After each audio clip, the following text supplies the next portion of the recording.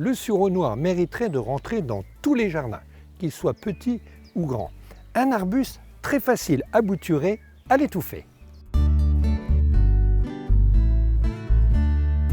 Dans l'Antiquité, les sureaux étaient réputés pour protéger les demeures contre les indésirables. Rares sont les arbustes avec autant d'intérêt. Notre sureau noir, par la couleur de ses feuilles très découpées, rappelle certaines variétés d'érables, avec toutefois une acceptation à quasi tout type de sol, et de préférence drainé, exposé à mi-ombre ou au soleil.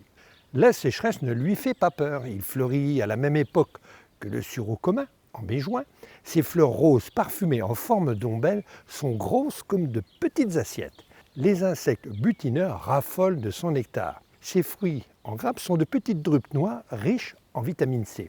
Sa forme japonisante est idéale pour un jardin zen. Facile d'entretien, il est très résistant aux maladies et parasites et supportant très bien la chaleur et les rigueurs de l'hiver. Le sureau noir se bouture très facilement à l'étouffer.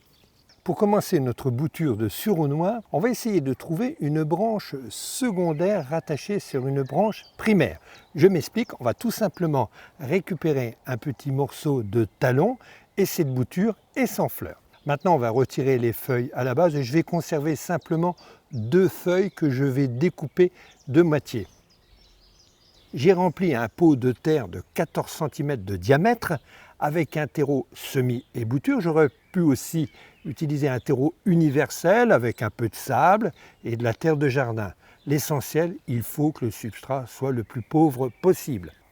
La bouture est plantée sur 2 à 3 cm de profondeur en prenant soin de bien la tasser, de qu'elle ne puisse pas bouger ensuite.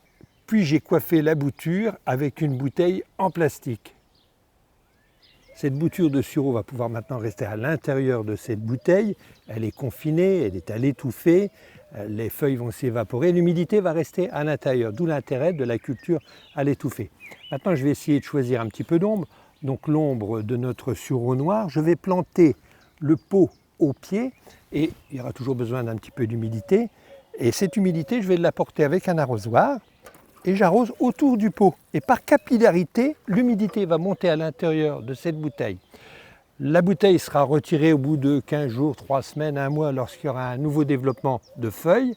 Et c'est seulement à partir du mois de novembre que je planterai définitivement mon sureau noir en pleine terre, exposé mi-ombre ou au soleil dans n'importe quel type de terre.